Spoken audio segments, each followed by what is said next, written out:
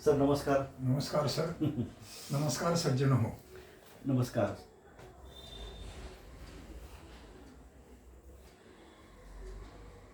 सर्वांना हे सांगू इच्छितो, गेल्या बऱ्याच वेळेपासून सरांची मुलाखत, आदरणीय माधव गावगे सरांची मुलाखत ही सुरू आहे. वेगवेगळ्या सत्रांमधून आपल्यापुढे ते येणार आहे. आपण ती आवर्जून बघावी. सर, आपलं जे कार्य आहे महाराष्ट्र अंधश्रद्धा निर्मूलन समितीचं, हे फार मोठ्या प्रमाणात आत्ताही चालू आहे आणि गेल्या 35 वर्षामध्ये पण फार मोठ्या प्रमाणामध्ये घडलेलं आहे. जवळपास असं म्हणतं की डोंगरा एवढं फार मोठं कार्य आहे, ज्या पुरोगामी महाराष्ट्रामध्ये जे घडायला पाहिजे होतं ते घडलं. खूप चांगली गोष्ट घडली. पण सर, हे नेमकं घडत कसं गेलं? कुटुंबियांचा सहभाग का कधी विरोध? सामूहिक पातळीवर, व्यक्तिगत पातळीवर नेमकं काय काय घडत गेलं? त्याचबरोबर हे सांगत असताना आपली ही रचना जी आहे, संरचना जी आपल्या अनिसची आहे, त्याबद्दल आपण सांगावं. आणि समाजाचा सहभाग, सहकार्य का विरोध, नेमकं हे थोडक्यात आपण काय सांगाल? नमस्कार सज्जन हो. मी अगोदरच म्हटलं, याचं कारण असं की या समाजामध्ये सज्जन शक्ती खूप मोठ्या प्रमाणामध्ये आहे. आमचे मार्गदर्शक यदुनाथ थत्ते असं म्हणायचे, सज्जन शक्ती ही खूप मोठ्या प्रमाणामध्ये समाजामध्ये आहे आणि दुर्जन शक्ती ही फार कमी आहे, परंतु ती संघटित आहे. आणि ती दुर्जन शक्ती कमी असलेली संघटित असून ते विखुरलेल्या सगळ्या सज्जन शक्तींना त्रास देत असते. तशाच पद्धतीनं महाराष्ट्राचं आणि देशाचं चित्र अशा पद्धतीने झालेलं आहे. चुकीच्या गोष्टी ह्या अधिक जास्त प्रभावीपणे लोकांच्या मनावर जात आहेत आणि खऱ्या सत्य नीतीच्या गोष्टी या लोकांना शिकवाव्या लागतात. याचं उदाहरण घ्यायचं असेल तर, कोणत्याही वाईट गोष्टी कुठल्याही शाळेमध्ये शिकवल्या जात नाही, परंतु त्या आत्मसात केल्या जातात असतात. आणि चांगल्या गोष्टी ह्या प्राथमिक शाळेपासून ते PG लेवलपर्यंत शिकवावे लागतात, तरी परंतु त्या डोक्यात पोहोचत नाही. याच्याबद्दल खरं तर या शिक्षणाचं आपण काय मूल्यमापन करतो आणि त्या शिक्षणाचं जो मुद्दा आहे तो आपण लक्षात घेतो का? डॉक्टर दाभोलकर म्हणायचे, शिक्षणाचं सार्वत्रिकरण होईल, वाड्या वस्तीत तांड्यापर्यंत लोकांना जाईल. महात्मा फुलेंचा संदर्भ देऊन ते सांगायचे, शिक्षणाचं सार्वत्रिकरण झालं, वाड्या वस्तीत तांड्यापर्यंत गेलं, पण अंधश्रद्धा ह्या कमी होत गेल्या नाही आहे, कमी झाल्या नाही आहेत. एवढं स्वरूप बदलून त्या वेगळ्या पातळीवर चालू आहेत. आणि आम्हाला असं वाटतं की डॉक्टर दाभोलकर म्हणायचे की शिक्षकांना खूप चांगल्या पद्धतीचं स्थान महाराष्ट्र आणि समाजामध्ये आहे. कारण डॉक्टर दाभोलकर म्हणायचे, शिक्षक हा वर्गात बसलेल्या विद्यार्थ्यांना शिकवणारा शिक्षक नसतो, तर तो समाजाचा शिक्षक असतो. अशा पद्धतीनं त्यांनी सांगितलं. आणि शाळा वाड्या वस्ती तांड्यापर्यंत शाळा पोहोचलेल्या असतात आणि शिक्षक त्या ठिकाणी असतात.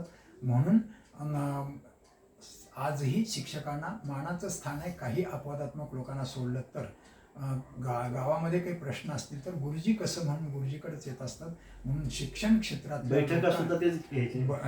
क्षेत्रातल्या लोकांनी खऱ्या अर्थानं वैज्ञानिक दृष्टिकोन लोकांच्यापर्यंत पोहोचवण्यासाठी काम करणं अधिक जास्त गरज आहे. डॉक्टर दाभोलकरांनी अतिशय कल्पकतेने महाराष्ट्र अंधश्रद्धा निर्मूलन समितीची स्थापना केली आणि त्याचे अतिशय चांगली संरचना केली. अध्यक्ष, 4-5 उपाध्यक्ष, प्रत्येक विभागातून एक, राज्य कार्याध्यक्ष, राज्य प्रधान सचिव प्रत्येक विभागातला एक, राज्य सरचिटणीस प्रत्येक विभागाला 2 आणि जिल्हा कार्याध्यक्ष, जिल्हा प्रधान सचिव, जिल्हा प्रधान सचिव आणि त्याचबरोबर राज्य कार्यकारिणीची संरचना. ज्या 23 विभागातून या चळवळीचं काम चालतं, त्या 23 विभागाचे 23 कार्यवाह, त्यांचे सहकार्यवाह, अशा पद्धतीनं एकूण संरचना या ठिकाणी आहे. आणि या कार्यकर्त्यांना कुठल्याही प्रवास खर्च दिला जात नाही. अंधश्रद्धा निर्मूलन समितीचं NGO करण डॉक्टर दाभोलकरांनी केलेलं नाही. ज्यांना सामाजिक बांधिलकीच्या दृष्टिकोनातून काम करायचंय त्यांनी या चळवळीमध्ये यावं, अशा पद्धतीचं त्यांचं आव्हान होतं. आणि विवेकी विचाराची ही चळवळ असल्यामुळं अनेक विवेकी विचाराचे तरुण या चळवळीला जोडले आणि संपूर्ण महाराष्ट्रामध्ये 36 जिल्ह्यामध्ये या चळवळीचं काम खूप चांगल्या पद्धतीनं चालतंय असं मला या ठिकाणी सांगावंसं वाटतं. परंतु प्रश्न तुम्ही असा केला की त्याला कुटुंबाचा साथ मिळते का. बहुतांश ठिकाणी खूप चांगल्या पद्धतीनं कुटुंब सहभागी आहे चळवळीच्या कामामध्ये. पत्नी असो, मुलं असतील, मुली असतील, आईवडील असतील, आणि फार क्वचित ठिकाणी त्यांचा सहभाग असू शकेल. मी माझं उदाहरण देतो.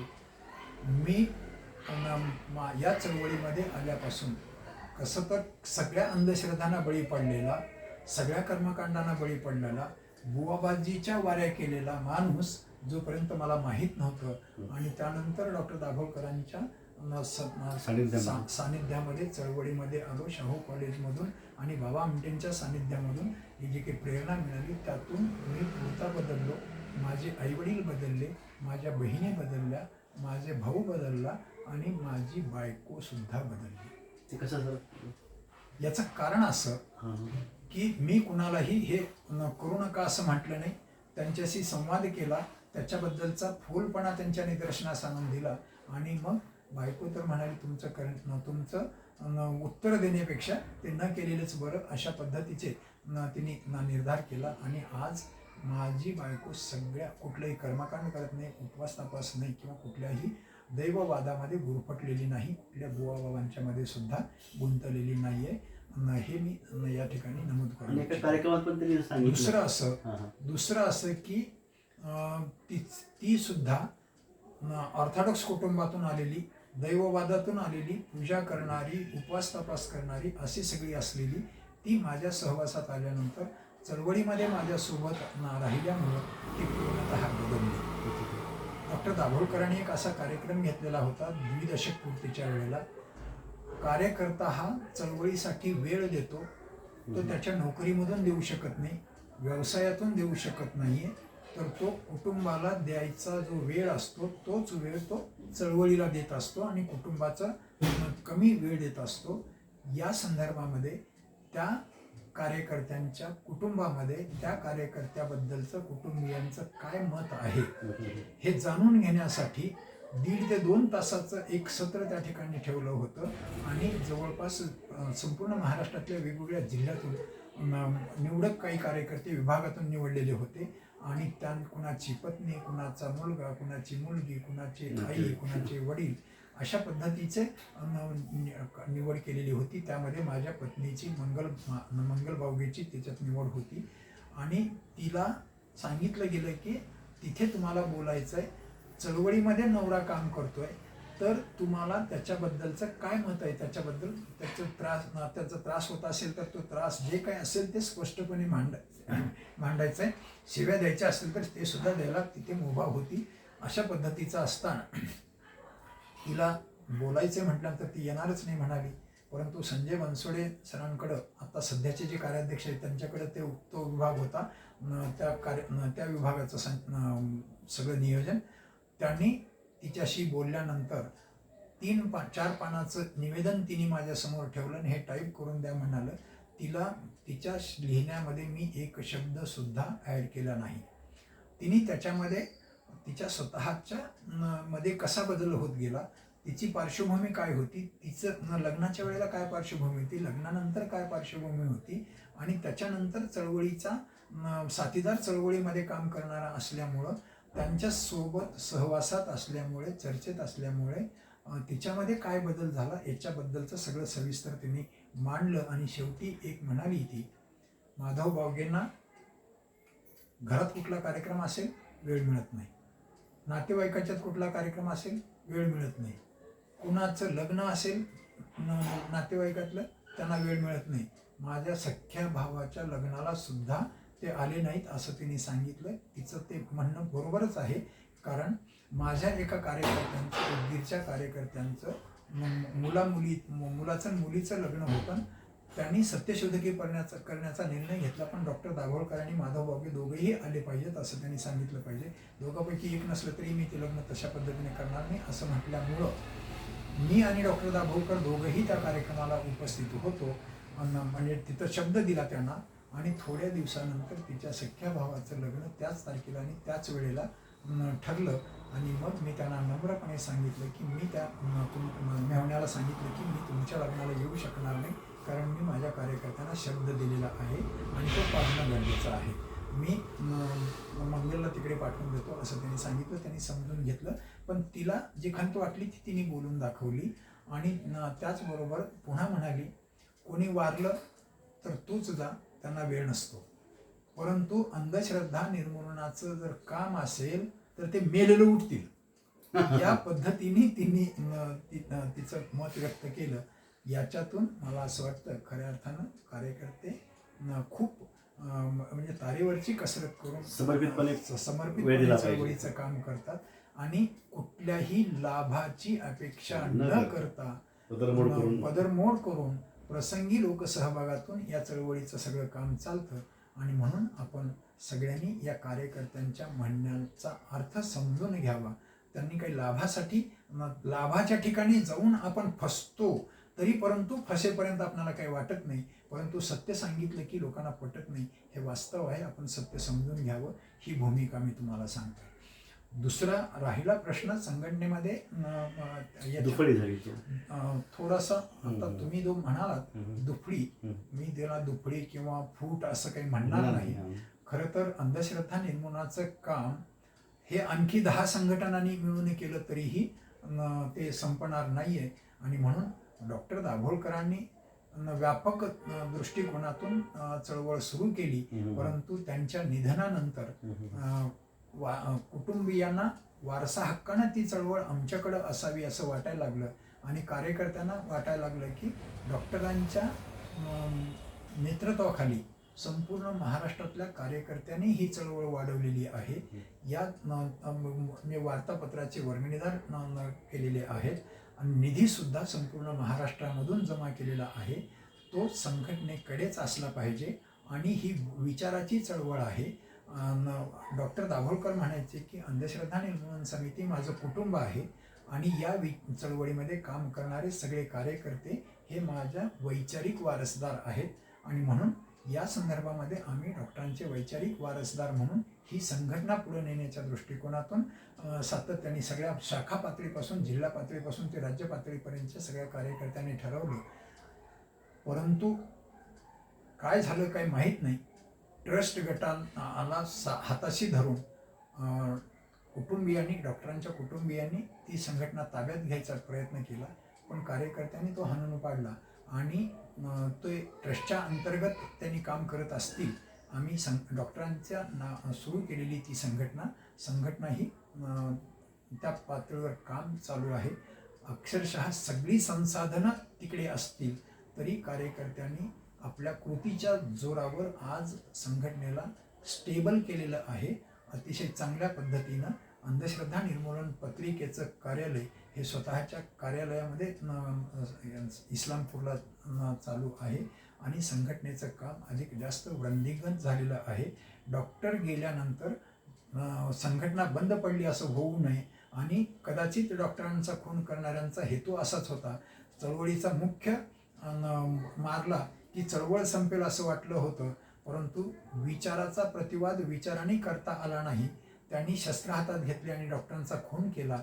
परंतु डॉक्टरांच्या सगळ्या कार्यकर्त्यांनी आम्ही सारे दाभोळकर म्हणून सांगितलं आणि माणूस मारता येतो, विचार मारता येत नाही हे सांगून झोकून देऊन या चळवळीच्या कामाला लागली. आणि डॉक्टर असताना 180 शाखा होत्या, 180 ते 200 पर्यंत. आजच महाराष्ट्राच्या 36 जिल्ह्यामध्ये 350 शाखांच्या मधून 5 ते 7 हजार कार्यकर्ते अतिशय चांगल्या पद्धतीनं काम करतायत. गरज आहे ती तुमच्या साथीची. तरुण, महिला आणि लोक या सगळ्यांची साथ जर झाली तर आपण हा महाराष्ट्र अंधश्रद्धामुक्त करूया. परंतु ही लढाई डॉक्टर म्हणायचे ही दशकांची लढाई नाही तर शतकांची लढाई आहे.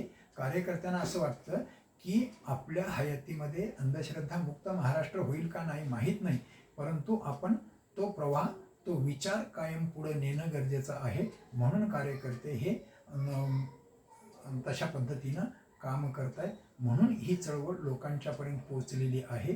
काही या विचाराची लोक आर्थिक सहकार्य करतात, काही जण प्रत्यक्ष वेळ देतात, काही जण बौद्धिक सपोर्ट करतात, काही जण संसाधनाच्या माध्यमातून सपोर्ट सध्या जे करतात. चालू आहे हे आहे. एकूण सध्याचं जे वातावरण चालू आहे त्याचा जर विचार केला तर तुमच्या सगळ्यांची साथ मिळणं गरजेचं आहे आणि आपण सगळे मिळून या महाराष्ट्राला खऱ्या अर्थानं विवेकी बनवण्याचा जर ध्यास घेतला तर निश्चित होऊ शकतं.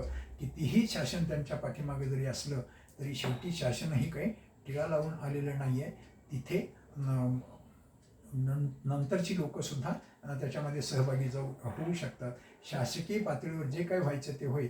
आपण सामाजिक दृष्टिकोनातून खऱ्या अर्थानं या महाराष्ट्राला अंधश्रद्धा मुक्त करण्याचा निर्धार करून जर त्या वाटेनं चालायला लागलो तर निश्चितच एक वेळ अशी येईल तो महाराष्ट्र पुरोगामी, परिवर्तनवादी, फुले शाहू आंबेडकर आणि संत समाजसुधारकांचा महाराष्ट्र आणि भारतीय संविधानाच्या आधारावर चालणारं राज्य आणि देश अशा पद्धतीनं निर्माण करू शकू.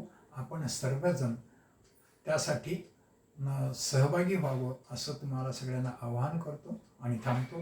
जय हिंद, जय भारत. धन्यवाद सर. शेवटचे 1-2 मुद्दे फक्त घेऊन आणि थांबूया आपण. पालक आणि विद्यार्थी यांना आपण काय सांगाल? खरं तर याच्यामध्ये पालकांना सुद्धा नम्र विनंती आहे की आज मुलांना बाहेरचं अभ्यासक्रमाच्या बाहेरचं वाचू दिलं जात नाही, अवांतर वाचन करू दिलं जात नाही, खेळ खेळू दिला जात नाही. त्यांना त्यांचं स्वतःचा काय मनात आहे, त्यांना पुढे काय बनायचं आहे त्याच्याबद्दलचा मानसिकतेचा विचार केला जात नाही. म्हणूनच पालकच बऱ्याच वेळेला आपल्या मुलांचं खच्चीकरण करतायत. मला नम्रपणे सांगायचं आहे की कुठल्याही मार्गाने माणूस हा प्रत्येक क्षेत्र हे त्याच्यामध्ये प्रावीण्य मिळवून पुढे जाण्यासाठी आव्हान करत असतं. फक्त डॉक्टर आणि इंजिनियरच देश चालवू शकत नाहीत आणि त्यांनी कशा पद्धतीनं घोटाळ्यामध्ये सगळी लोक अशा पद्धतीचे वाढत आहेत आणि ते दिसून येत आहेत. मित्र हो, आपणाला सचोटीनं वैज्ञानिक दृष्टिकोनाच्या आधारे, विवेकाच्या आधारे विवेकी समाज निर्माण करण्यासाठी पालक, तरुण आणि महिला या सगळ्यांनी या प्रवाहामध्ये सहभागी व्हावं, या विचार प्रवाहामध्ये सहभागी व्हावं आणि निर्धार करावा की मी कुठल्याही अंधश्रद्धेला बळी पडणार नाही, बुवाबाजीला बळी पडणार नाही. अशा पद्धतीचा निर्धार करावा. महाराष्ट्र अंधश्रद्धा निर्मूलन समिती देवधर्माच्या विरोधात नाही, कुठल्याही राजकीय पक्षाशी संबंधित नाही आणि कुणाच्या श्रद्धेला घाला घालणारी नाही. श्रद्धा जरूर असावी, ती श्रद्धा तपासायला तयार असावी. जी श्रद्धा तपासायला तयार असते त्या श्रद्धेचा आम्ही आदर करतो आणि जी श्रद्धा तपासायला तयार नसते ती निखालस अंधश्रद्धा असते. त्या अंधश्रद्धांच्या विरोधामध्ये आमचा लढा आहे. त्यामध्ये तो आपण समजून घ्यावा आणि चळवळीबद्दलचे गैरसमज दूर करून घ्यावेत आणि या प्रवाहामध्ये सहभागी व्हावं असं आवाहन करतो आणि थांबतो. धन्यवाद सर. सरांच्या पुरस्काराचा उल्लेख करू आणि आपण थांबूया. भारत सरकारचा राष्ट्रीय युवा पुरस्कार हा आपल्याला नवी दिल्ली इथं दिला गेला 1991 मध्ये. प्रधानमंत्री चंद्रशेखर होते. अच्छा. पण महाराष्ट्र फाउंडेशनचा अमेरिकेचा सामाजिक प्रबोधन पुरस्कार आहे. सामाजिक कृतज्ञता निधीचा डॉक्टर राम आपटे प्रबोधन पुरस्कार आहे. मराठा समाज सांगलीचा शहीद डॉक्टर नरेंद्र दाभोळकर पुरस्कार आहे. प्रजासत्ताक भारत मुंबई यांचा प्रबोधनकार ठाकरे पुरस्कार आहे. शिवछत्रपती शिक्षण संस्थेचा शाहूभूषण पुरस्कार. याशिवाय 44 असे वेगवेगळे पुरस्कार आहेत. त्यामध्ये लातूर जिल्हा रौप्य महोत्सवी वर्षानिमित्त लातूर भूषण पुरस्कार सुद्धा हा सरांना भेटला. आणखीन काही 9 फेब्रुवारीला श्रमर्षी बाबा आमटेंच्या नावाने एक ट्रस्ट आहे, बाबा आमटे एकता अभियान. या ट्रस्टचा जो राष्ट्रीय पातळीवरचा सामाजिक कार्यकर्ता प्रबोधन पुरस्कार मिळालेला आहे आणि या सगळ्या पुरस्काराच्या ज्या रकमा मिळाल्या मला त्या सगळ्या रकमा मी ठेवून न घेता त्या काही रकमा अंधश्रद्धा निर्मूलन समितीला, काही रकमा भारत जोडो युवा अकादमीला, काही रकमा बाबा आमटेंच्या इकडे आनंदवनाला दिलेल्या आहेत. मी त्याचा तो पैसा घेतलेला नाही आहे. लोक खरं तर हे पुरस्कारासाठी कार्यकर्ते काम करत नाही आहेत. खरं तर पुरस्कार किंवा हार मिळण्याच्या ऐवजी उलट आपला जास्त विरोधच होणार आहे असं समजून हे कार्यकर्ते करत असतात.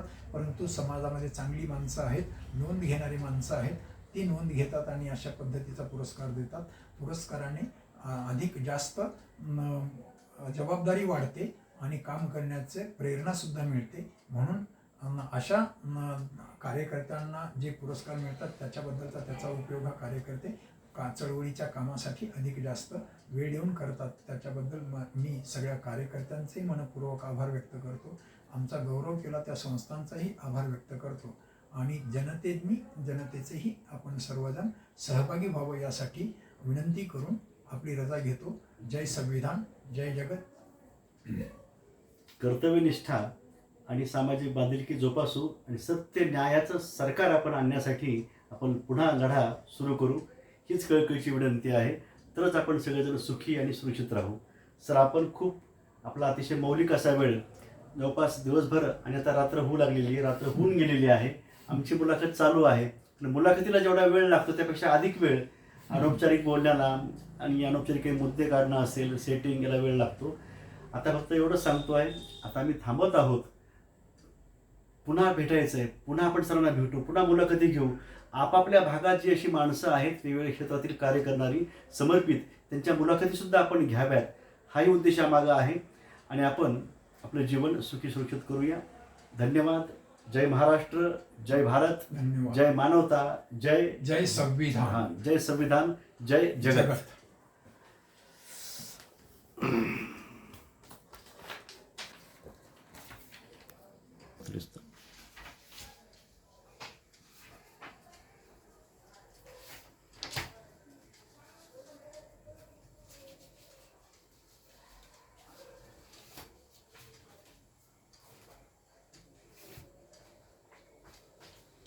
हे तुमचे